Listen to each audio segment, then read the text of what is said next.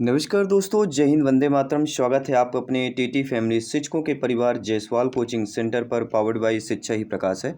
आज की क्लास सौर मंडल का टॉपिक रहेगा। सौर मंडल कल के हमने क्लास किया था, आज महत्वपूर्ण टॉपिक करेंगे और सौर मंडल के आज टॉप लेवल के प्रश्न रहेंगे। यानी सौर मंडल के सबसे हाई लेवल के प्रश्न कर रहे हैं, जहाँ आपके पीएससी लेवल के प्रश्न करेंगे, जो आपके SSC, IAS, UPSC, MPSC, other जो स्टेट एग्जाम होते हैं उनमें पूछे गए सौर मंडल से प्रश्न करेंगे जियोग्राफी में। क्योंकि इस टॉपिक को काफ़ी सारे प्रश्न आ रहे थे, कमेंट आ रहे थे, सर क्वेश्चन बहुत इजली है, टफ करिएगा। तो आज के क्वेश्चन वाकई में टफ होने वाले हैं और आपको कमेंट करके बताना है ये क्वेश्चन कैसे लगे। चलिए शुरुआत करेंगे। पहला प्रश्न आप सभी लोगों की स्क्रीन पर है, ठीक है, समझ के जाइएगा क्योंकि सिलेक्शन यहाँ पे बहुत जरूरी है। निम्नलिखित में से कौन सा एक तारा पृथ्वी के सर्वाधिक समीप है? अल्फा सेंचुरी, ध्रुव तारा, सूर्य या लुब्धक? सभी लोग बताइएगा कौन सा एक तारा है जो पृथ्वी के सबसे निकट है? तो पृथ्वी के सबसे निकट कहलाता है सूर्य। सूर्य एक तारा है। थर्ड वाला ऑप्शन यहाँ पे सही हो जाएगा। ठीक है, बढ़ते हैं अगले प्रश्न की तरफ। दूसरा प्रश्न है, सूर्य की सबसे बाहरी परत को क्या कहते हैं? मैंने क्लास में बताया था, सूर्य की सबसे बाहरी परत को क्या कहते हैं। कल की क्लास में हमने इस पर डिस्कस भी किया था, अगर आपने सुना होगा। तो सूर्य की सबसे बाहरी परत क्या कहलाती है? कोरोना हमने बोला था। सूर्य की सबसे बाहरी परत कौन सी कहलाती है? कोरोना, अर्थात यहाँ पे जो किरीट या कोरोना, डी ऑप्शन जो दिया गया है वह यहाँ पे सही हो जाएगा। सभी लोग तैयार हैं? बढ़ते हैं अगले प्रश्न की तरफ। अगला प्रश्न क्या है, सूर्य की सबसे ऊपरी परत को क्या कहा जाता है? ये भी बहुत इंपॉर्टेंट प्रश्न है। सूर्य की सबसे ऊपरी परत को क्या कहा जाता है? सभी ब्रदर, सिस्टर एंड टीचर्स सभी कमेंट कीजिएगा जिनका सपना अध्यापक, अध्यापिका बनना, शिक्षक बनना। तो सूर्य की सबसे बाहरी परत को क्या कहते हैं? कोरोना या किरीट कहा जाता है। क्या ऐसा ही दिया गया है? सभी लोग बताइएगा। जी हाँ, ये एसएससी सीजीएल में पूछा गया प्रश्न था। अगला प्रश्न देखते हैं। अगला प्रश्न है, सूर्य के चमकीले भाग को क्या कहते हैं? ये भी बहुत इंपॉर्टेंट प्रश्न है। सूर्य के चमकीले भाग को क्या कहते हैं? सभी लोग बताइएगा। तो सूर्य के चमकीले भाग को प्रकाश मंडल, फोटोस्फीयर कहा जाता है। यह पृथ्वी से दिखाई देता है, तो photosphere is the right answer हो जाएगा। प्रकाश मंडल हिंदी में इसे बोलते हैं। यह भी एसएससी लेवल में पूछा गया प्रश्न था। तो आज के जो क्वेश्चंस रहेंगे वह हाई लेवल के प्रश्न होने वाले हैं। जैसा आप चाह रहे थे उसी लेवल के हम प्रश्न करने जा रहे हैं। अगला, ओजोन परत सूर्य की हानिकारक जो खालिस्तान किरणें से हमारी रक्षा करती है। कौन सी हानिकारक किरणें से रक्षा करती है? तो सभी लोग जानते हैं वह परावैंगनी है। डी ऑप्शन यहाँ पे सही हो जाएगा। परावैंगनी जो किरणें होती हैं उनसे हानिकारक जो है ओजोन की लेयर जो होती है वह हमें रक्षा करती है। अगला प्रश्न है, सूर्य के चारों ओर घूमने वाले ग्रहों की कुल संख्याएं कितनी हैं? यह भी बहुत अच्छा प्रश्न है कि सूर्य के चारों ओर घूमने वाले ग्रहों की कुल संख्या कितनी है? सभी बताइएगा। चारों घूमने वाले कुल संख्या 8 है। और कौन कौन सी है? अगर आता है तो पहले आएगा बुध, बुध के बाद आता है शुक्र, शुक्र के बाद आता है पृथ्वी, पृथ्वी के बाद आता है मंगल, और मंगल के बाद आता है बृहस्पति, बृहस्पति के बाद आता है शनि, और शनि के बाद आता है अरुण और वरुण। ये 8 ग्रह हैं, याद रखिएगा।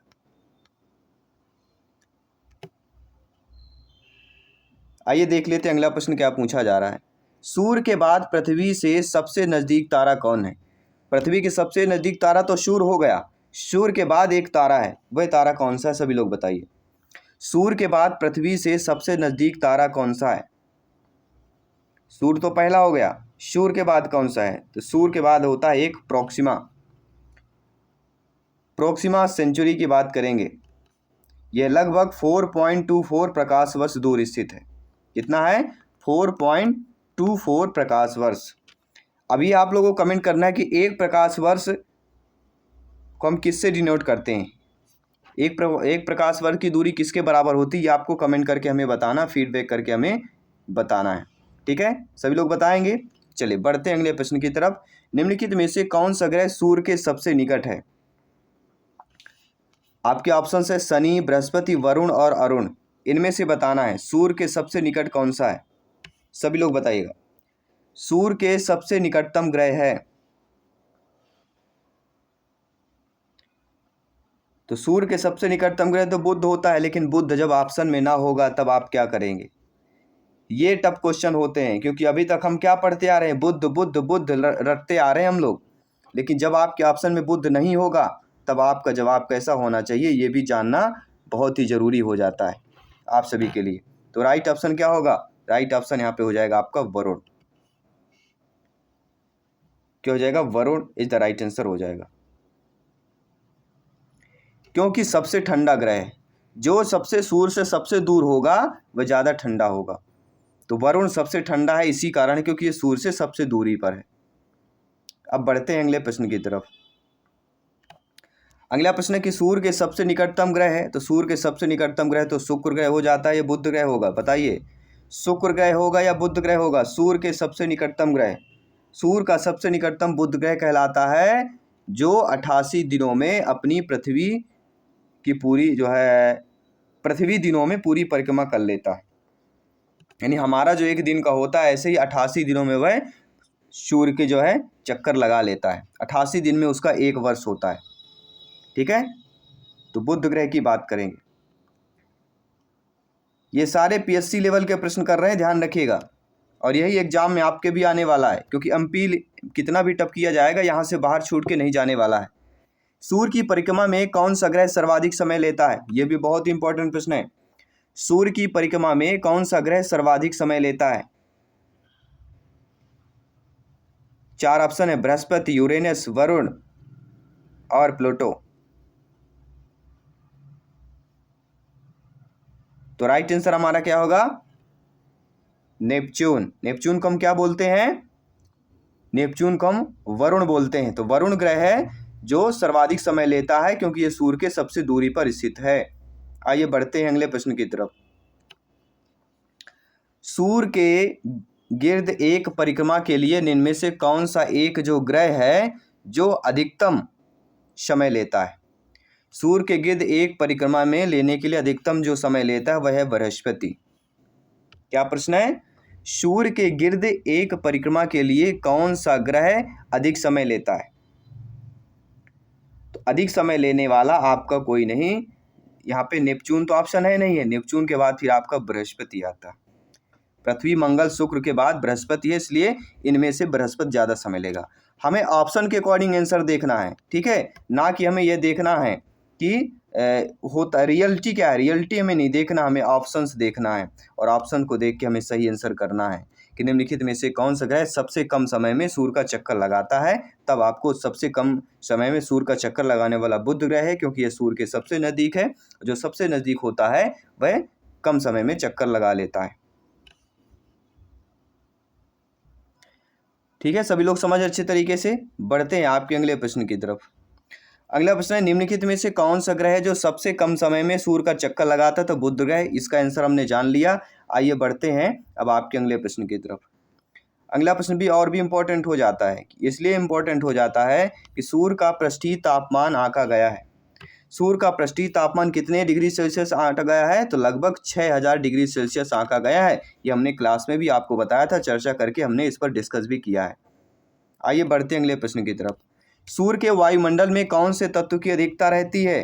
तो हमने क्या बताया था? हमने हाइड्रोजन को बताया था। कल की क्लास जिन्होंने देखा होगा तो हमने हाइड्रोजन, हीलियम दोनों को अच्छे तरीके से बताया है कि सूर्य के वायुमंडल में कौन से तत्व की अधिकता होती है। तो वह होता है हाइड्रोजन। हाइड्रोजन का प्रतिशत कितना होता है? 78% होता है वायुमंडल में। ऑक्सीजन 21% होता है। आर्गन लगभग 1% के बराबर होता है, और बाकी सारी गैसेज होती हैं। सभी लोग समझ गए? आइए बढ़ते हैं अगले प्रश्न की तरफ। अगला प्रश्न कह रहा है, सूर्य से बढ़ती दूरी के अनुसार ग्रहों का निम्नलिखित स्तर बताना है। सूर्य से बढ़ती हुई दूरी, तो सूर्य से बढ़ती हुई दूरी इसमें से कौन सा आपको नज़र आ रहा है? मुझे ऐसा लग रहा है कि जो सभी लोग पहला ऑप्शन देख रहे हैं, क्या बुध, शुक्र, पृथ्वी, मंगल, बृहस्पति, शनि, अरुण, वरुण, यही तो हम पढ़ते आ रहे हैं, बचपन से पढ़ते आ रहे हैं। इतना तो बनना चाहिए हम सभी के लिए, ये चीज़ें तो हमें बनना चाहिए। बढ़ते अगले प्रश्न की तरफ। सूर्य से दूरी के क्रम में निम्नलिखित में से कौन से दो ग्रह हैं जो मंगल और यूरेनस के संपर्क में आते हैं? सभी लोग बताइएगा, वे कौन से दो ग्रह हैं जो मंगल और यूरेनस के संपर्क में आ रहे हैं? तो वह और कोई ग्रह नहीं, आपके बृहस्पति और शनि आ जाते। फर्स्ट ऑप्शन इधर राइट आंसर हो जाएगा। इसके बाद साथियों बढ़ते हैं आपके अगले प्रश्न की तरफ। अगला प्रश्न भी आप लोगों की स्क्रीन पर है, ये भी बहुत ही अच्छा प्रश्न पूछा गया है। प्रश्न है कि धूमकेतु किसके गिर्द परिक्रमण करता है। जो धूमकेतु होता है ना, आपके ऑप्शन आपके सिलेबस में दिया गया, धूमकेतु, पुच्छल तारे, इनसे भी प्रश्न आएगा, घबराना नहीं है, हर एक टॉपिक की तैयारी होगी। तो कृष्णा की धूमकेतु, जिसे हैली धूमकेतु भी कहा जाता है, सूर्य के चारों ओर परिक्रमा करता है। ये एक लंबी अनियमित कक्षा के सूर्य के चारों ओर घूमता है। और हैली जो धूमकेतु होता है, ये सभी को होता है 76 ईयर्स एक बार पृथ्वी में यह आकाश में दिखाई देता है। लेकिन धूमकेतु किस गिर्द की परिक्रमा करता है, अगर ऐसा प्रश्न आता है तो वह सूर्य के गिर्द परिक्रमा करता है।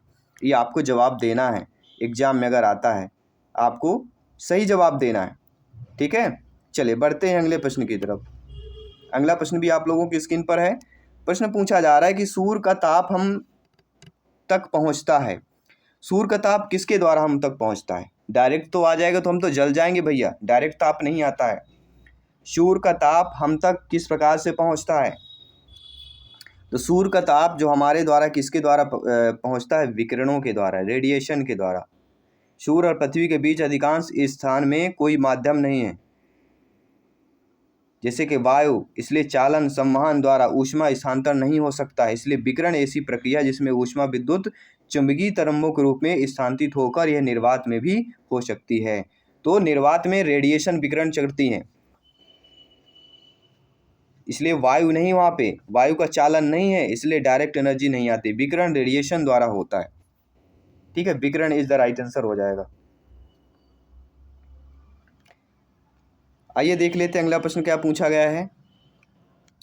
अगला प्रश्न यहाँ पे पूछा गया है कि सूर्य की रोशनी धूप को पृथ्वी तक पहुंचने में लगभग कितना समय लगता है। जी हाँ, तो ये तो आपने सुना होगा 8 मिनट। 8 मिनट तो आपने सभी लोग सुना होगा, 8 मिनट 16.6 सेकंड, याद रखिएगा। ये SSC MTS में 2013 में आया हुआ प्रश्न था। हर एक क्वेश्चन उस लेवल के कर रहे हैं जिस लेवल में आप सोच रहे हैं कि इस लेवल की तैयारी होना चाहिए सर, बिल्कुल उसी लेवल की हम तैयारी करने जा रहे हैं। सूर्य की ऊर्जा का स्रोत किस प्रक्रिया में निहित होता है। तो सूर्य की ऊर्जा का स्रोत नाभिकीय संलयन की प्रक्रिया में निहित होता है। नोट कर लेना है, हर एक तैयारी को नोट करना है, हर एक प्रिपरेशन को नोट करना है, तैयारी में लग जाना। सूर्य में न्यूक्लियर ईंधन कहाँ पे होता है। सूर्य में जो न्यूक्लियर ईंधन होता है, क्या वह हाइड्रोजन, हीलियम, यूरेनियम या अल्फा किरणें, कौन सा यहाँ पे सही हो जाएगा। सूर्य में न्यूक्लियर ईंधन होता है, कौन सा न्यूक्लियर ईंधन होता है। तो ये आप सभी लोग जानते होंगे, कई बार मैं बता चुका हूँ, और कोई नहीं, आपका वही कौन सा कहला जाता है, आपका hydrogen is the right answer हो जाएगा। बढ़ते हैं आपके अगले प्रश्न की तरफ। अगला प्रश्न आप लोगों की स्क्रीन पर आ चुका है ऑलरेडी, और इस पर आप सभी लोगों को कमेंट करना है, फीडबैक करना है कि सूर्य का आकार पृथ्वी से कितना गुना जो है बड़ा होता है। सभी लोग बताइए, सूर्य का जो आकार होता है पृथ्वी से कितना गुना बड़ा होता है। तो लगभग पृथ्वी से 109 गुना सूर्य का आकार है। अब सोचिए कितनी बड़ी हमारी पृथ्वी है और 109 गुना इससे बड़ा सूर्य है। अगर इसका डायरेक्ट प्रकाश पृथ्वी पर पड़ने लगेगा तो समझिए भैया जीवन तो संभव ही नहीं है। केवल विकिरणों का इतना प्रभाव, इतनी गर्मी और इतना सारी चीज़ें पड़ती हैं, केवल विकिरणों का प्रभाव के द्वारा। अगला प्रश्न है, निम्नलिखित में से किस वैज्ञानिक ने यह सिद्ध किया कि सूर्य के चारों ओर जो है एक प्रलय, क्या है, सूर्य के चारों ओर प्रलय मार्ग दिखाई देते हैं, किसने सिद्ध किया है। तो आप सभी लोग जानते होंगे वह हमारा कौन से है, किसकी बात करेंगे, न्यूटन की बात करेंगे, कॉपरनिकस, केपलर, गैलीलियो। ये चार ऐसे वैज्ञानिक है जहाँ से एक प्रश्न तो पूछा ही जाना है, एक प्रश्न बिल्कुल रखा हुआ है, ध्यान रखिएगा। किस वैज्ञानिक ने सिद्ध किया कि सूर्य के चारों ओर जो है प्रलय का मार्ग जो है दीर्घवृत्ताकार है, किसने सिद्ध किया है। केपलर्स की बात करेंगे, किसकी बात करेंगे, Kepler is the right answer. D option is the right answer हो जाएगा। पहला नियम बताता है कि ग्रह सूर्य के चारों दीर्घवृत्ताकार कक्षाओं में घूमता है, केपलर का पहला रूल ही है, नियम सी है, इसलिए D option is the right answer हो जाएगा। बढ़ते हैं आपके अगले प्रश्न की तरफ। अगला प्रश्न कह रहा है 2018 में सूर्य के बाहरी वायुमंडल के सर्वेक्षण के लिए नासा द्वारा प्रक्षेपित वाले यान का क्या नाम था? उस यान का नाम था पार्कर सोलर प्रोब। ये एसएससी 2017 में आया हुआ प्रश्न था। सारे प्रश्न हाई लेवल के प्रश्न आज होने वाले हैं। आज आपकी तैयारी आंकी जाएगी, आज आपकी तैयारी देखी जाएगी। यदि कोई सितारा सूर्य से बड़ा है किंतु उससे दोगुना बड़ा नहीं होता है तो वह एक किसमें परिवर्तित हो जाता है? पल्सर, मैक्सिमा, एवेंजर या डिस्कवर? ये गाड़ियों के नाम नहीं है भैया कि गाड़ी आप समझ ले, पल्सर, डिस्कवर, एवेंजर, मैक्सिमा, ये गाड़ियों के नाम नहीं है। यदि कोई सितारा सूर्य से बड़ा है किंतु उससे दोगुना बड़ा नहीं है तो वह एक किसमें परिवर्तित हो जाता है? तो वह साथियों पल्सर में परिवर्तित हो जाता है। पल्सर को किस नाम से जाना जाता है? पल्सर को न्यूट्रॉन तारा के नाम से भी जाना जाता है, ये याद रखिएगा, न्यूट्रॉन तारा या पल्सर। यदि तारा सूर्य से कई गुना बड़ा होगा तो वह ब्लैक होल में बदल जाता है, लेकिन अगर उससे दोगुना बड़ा नहीं है तो वह न्यूट्रॉन तारा या पल्सर में परिवर्तित हो जाता है। सभी लोग समझ गए ना अच्छे तरीके से? बिल्कुल समझना है और कमेंट करना है। बढ़ते हैं अगले प्रश्न की तरफ। इस सौर ऊर्जा को विद्युत ऊर्जा में परिवर्तित करने के लिए आवश्यक तत्व कौन कौन से लगता है? ये भी इंपॉर्टेंट क्वेश्चन है। सौर ऊर्जा को विद्युत ऊर्जा में परिवर्तन करना है तो उसके लिए आवश्यक तत्व कौन कौन से होते हैं? सौर ऊर्जा को विद्युत ऊर्जा में परिवर्तित करने के लिए आवश्यक तत्व होता है सिलिकॉन। फोटोवोल्टिक सेल बोला जाता है। ये सेल सिलिकॉन जैसी अर्धचालक सामग्री से होते हैं और प्रकाश की ऊर्जा के सीधे विद्युत ऊर्जा में परिवर्तित कर देते हैं। सौर पैनल, वायरिंग, इन्वर्टर, कभी कभी बैटरी और चार्ज कंट्रोलर उपकरण भी आवश्यक होते हैं। तो फोटोवोल्टिक सेल आवश्यक जो प्रकाश में विद्युत को परिवर्तित करता है, जिसमें सिलिकॉन की उपलब्धता होती है। आइए बढ़ते हैं अगले प्रश्न की तरफ। अगला प्रश्न, निम्नलिखित में से वैज्ञानिकों में से किसने यह सिद्ध किया कि सूर्य के द्रव्यमान से कम वाले तारे मृत होकर श्वेत वामन तारे बन जाते हैं? किसने किया? एस चंद्रशेखर की बात करेंगे। वैज्ञानिकों में से किसने यह सिद्ध किया कि सूर्य के द्रव्यमान से क्या है? सूर्य के द्रव्यमान से वाले मृत होकर श्वेत वामन तारे बन जाते हैं। किसने सिद्ध किया था? सुब्रमण्यम चंद्रशेखर। सूर्य के द्रव्यमान से लगभग 1.44 गुना कम द्रव्यमान वाले जो तारे होते हैं वह मृत होने पर श्वेत वामन तारे या व्हाइट डवार्फ बन जाते हैं। उन्हें भी निर्धारित ये किया जाता है कि इस द्रव्यमान की सीमा से अधिक द्रव्यमान वाले तारे सुपरनोवा विस्फोट के बाद न्यूट्रॉन तारे या ब्लैक होल में बदल जाते हैं। तो सुब्रमण्यम चंद्रशेखर या एस चंद्रशेखर की बात कर रहे हैं। सभी लोग समझ रहे हैं ना अच्छे तरीके से? बिल्कुल समझना है, हर एक क्वेश्चन को समझना और फीडबैक करना है। अगला प्रश्न है, पृथ्वी सूर्य से किस नंबर का ग्रह कहलाती है? तो पृथ्वी सूर्य के तीसरा है। बुध, शुक्र, पृथ्वी, मंगल, बृहस्पति, शनि, अरुण, वरुण। याद रखिए 1 नंबर पक्का करने वाली चीज है और 1 नंबर पक्का करने वाले ये लाइन है कि आकार के संदर्भ में पृथ्वी हमारे सौर मंडल में किस क्रमांक पर आती है। ये भी बहुत अच्छा प्रश्न यहाँ पे पूछा गया है कि आकार के संदर्भ में पृथ्वी हमारे सौर मंडल में किस क्रमांक पर आती है।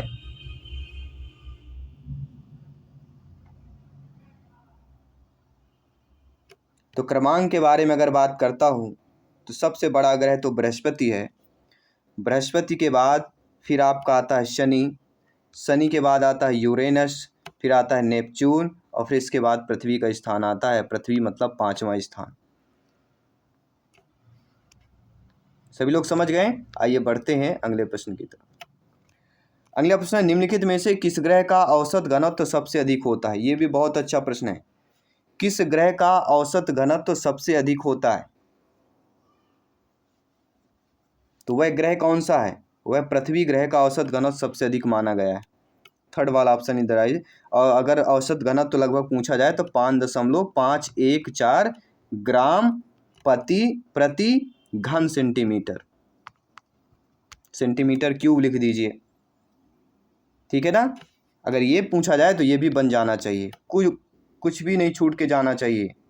सब चीज़ पढ़िए क्योंकि कहीं से भी किसी से भी पूछा जाए आपसे बनना चाहिए, क्योंकि आपका सिलेक्शन बहुत ज़रूरी है। पृथ्वी को किस नाम से जाना जाता है? तो ये तो बहुत ही सिंपल है, कई बार पूछा गया है। पृथ्वी को धरती, भू, धरा, धरित्री, पृथ्वी मात्रा। तो यहाँ पे आपका राइट आंसर हो जाएगा नीला ग्रह के नाम से जाना जाता है, क्योंकि 4 भाग में 3 भाग पृथ्वी जल से घिरा हुआ है, इसलिए नीला ग्रह। जब आप ऊपर से जाएंगे ना, सैटेलाइट से देखते हैं तो नीला नीला पृथ्वी दिखती है। निम्नलिखित में से किसे ब्लू प्लैनेट कहा जाता है? जी हाँ, ये भी इम्पोर्टेंट है। ब्लू प्लैनेट किसे कहा जाता है? तो अभी हमने कहा नीला ग्रह, नीला ग्रह हमने पढ़ा ना, तो पृथ्वी को ही नीला ग्रह या ब्लू प्लैनेट कहा जाता है। तो किसी भी प्रकार से आए आपसे बनना चाहिए, यह याद रखना है, हर प्रकार से प्रश्न करेंगे। इनमें से कौन पृथ्वी के आकार की तुलना में छोटा ग्रह है? पृथ्वी के आकार की तुलना में सबसे छोटा ग्रह बताना है, सभी लोग बताइए। पृथ्वी के आकार की तुलना में छोटा ग्रह है तो कौन सा छोटा ग्रह हो जाएगा? तो पृथ्वी से छोटे ग्रहों में बुध और मंगल शामिल है, लेकिन बुध और मंगल तो यहाँ पे ऑप्शन में नहीं है। तो पृथ्वी का जुड़वा ग्रह शुक्र को कहा जाता है, तो शुक्र वाला के ऑप्शन होना चाहिए। ये भी एक प्रश्न उठता है, बिल्कुल। तो पृथ्वी के आकार की तुलना में सबसे छोटा ग्रह शुक्र और मंगल इज द राइट आंसर हो जाएगा, क्योंकि मंगल तो सही होता है। ये तो आपके दिमाग में होना चाहिए कि मंगल इज द राइट आंसर। पृथ्वी के दोनों ओर कौन से ग्रह हैं? तो पृथ्वी के दोनों ओर सभी लोग जानते हैं, बुध, शुक्र और पृथ्वी, मंगल। तो शुक्र आया, फिर पृथ्वी आया, फिर मंगल आ गया। D option is the right answer हो जाएगा। ये यूपीएससी 2012 के लेवल में पूछा गया प्रश्न था। सारे बिल्कुल अव्वल वाले प्रश्न कर रहे हैं, ध्यान रखिएगा। कोई भी प्रश्न अपने आप में कमजोर नहीं है, सारे प्रश्न अव्वल वाले हैं। निम्नलिखित में से किस खगोलीय पिंड में हीलियम 4 प्रचुर मात्रा में? ये हीलियम 4 क्या चीज़ है? क्या आपने कभी नाम सुना है? तो सूर्य में हीलियम 4 प्रचुर मात्रा में पाया जाता है। हीलियम जो 4 है, किसमें? सूर्य में प्रचुर मात्रा में होता है। ये हमारे सौर मंडल का तारा है, जो मुख्य रूप से हाइड्रोजन हीलियम से बना हुआ है। लेकिन अब आप बोलेंगे सर पृथ्वी, चंद्र, शुक्र, शनि, अगर ऑप्शन नहीं दिया, ग्रह के ऑप्शन दिए गए हैं, तो ग्रहों में बात करें तो फिर पृथ्वी आ जाएगा। ग्रहों में बात की जाएगा तो फिर पृथ्वी इज द राइट आंसर हो जाएगा। ठीक है, अगर सूर्य ऑप्शन आता है तो सूर्य के ऑप्शन में करना है। सभी लोग समझ गए अच्छे तरीके से? चलिए बढ़ते हैं अगले प्रश्न की तरफ। अगला प्रश्न कह रहा है कि पृथ्वी के सबसे नजदीक कौन सा तारा है? तो पृथ्वी के सबसे नजदीक तारा सूर्य का तारा, ये पढ़ चुके हैं। ये क्वेश्चन रिपीट क्यों किए भैया? जब हम एक बार क्वेश्चन कर चुके हैं तो क्वेश्चन रिपीट क्यों हो रहे हैं? क्वेश्चन इसलिए रिपीट हो रहे हैं क्योंकि शायद ये क्वेश्चन आने वाला है, इसलिए एक बार और रिपीट किया जा रहा है। निम्नलिखित में से पृथ्वी से कौन से खगोलीय पिंड की दूरी सबसे अधिक है? तो पृथ्वी से जिस खगोलीय पिंड की दूरी सबसे अधिक है वह है प्लेटो। क्या हो जाएगा? प्लेटो इज द राइट आंसर। और अगला प्रश्न और भी अव्वल दर्जे का प्रश्न है भैया, अव्वल दर्जे का प्रश्न है, नोट कर लीजिएगा कि पृथ्वी का व्यास है, पृथ्वी का व्यास, त्रिज्या नहीं पूछी जा रही, पृथ्वी का व्यास पूछा जा रहा है। अब पृथ्वी का व्यास है तो 12,000, 12 तो पहले देखना है, 12 के बाद अगर 800 दिया तो बिल्कुल सही है, 12,800 किलोमीटर। अगर एक्चुअल में जानना है तो 12,756 किलोमीटर एक्चुअल में है, लगभग 800 मानी जाती है। अगर मील में पूछा जाता है तो 7,926 मील है। अगर किलोमीटर में 12,756, मील में पूछा जाए तो 7,926। किसी भी प्रकार से पूछा जाए आपसे बनना चाहिए, क्योंकि आपका सिलेक्शन यहाँ पे सर्वोपरि है। वह कौन सा है जिसने सबसे पहले पृथ्वी की परिधि में मापा? जी हाँ, ऐसा उस वैज्ञानिक का नाम कौन है भैया कि जिसने सबसे पहले पृथ्वी की परिधि को मापा? परिधि मतलब चारों तरफ जो आवरण होता है उसको परिधि बोलते हैं। वृत्त का परिधि सभी लोग जानते होंगे ना, 2πr होता है। तो वह कौन है जिसने सबसे पहले पृथ्वी की परिधि को मापा है? वह आपका एराटोस्थनीज। कौन आएगा? एराटोस्थनीज की बात करेंगे। थोड़ा ऑप्शन इधर राइट आंसर हो जाएगा। ये सारे अव्वल दर्जे के प्रश्न हैं, नोट कर लीजिएगा।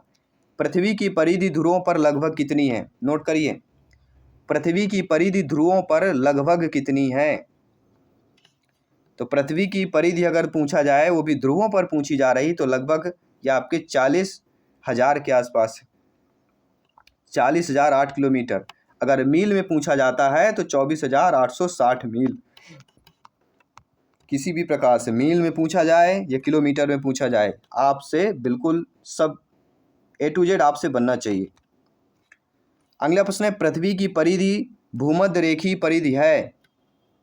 तो पृथ्वी की परिधि हो या भूमध्य रेखीय की परिधि, वह आपके 40,000 किलोमीटर के आसपास ही यहाँ की गई है, वो हम बता ही चुके हैं। तो दोनों प्रकार से हम बता रहे हैं, किसी भी प्रकार से एग्जाम में आए आपसे बनना चाहिए, क्योंकि आपका सिलेक्शन सर्वोपरि है। सबूत बताते हैं कि पृथ्वी पर जीवन का अस्तित्व करीब कितने वर्ष माना गया है। तो पृथ्वी का जीवन का 3.5 बिलियन वर्ष माना गया है। इसके बाद अफरा तफरी मचेगी। ये SSC लेवल के प्रश्न है, SSC, IAS, UPSC, ये सारे लेवल के प्रश्न आज हम कर रहे हैं। पृथ्वी तल की आयु लगभग कितनी पुरानी मानी जाती है। तो पृथ्वी तल की जो आयु है वह कितनी पुरानी मानी जाती है, वह मानी जाती 4.6 बिलियन वर्ष मानी जाती है।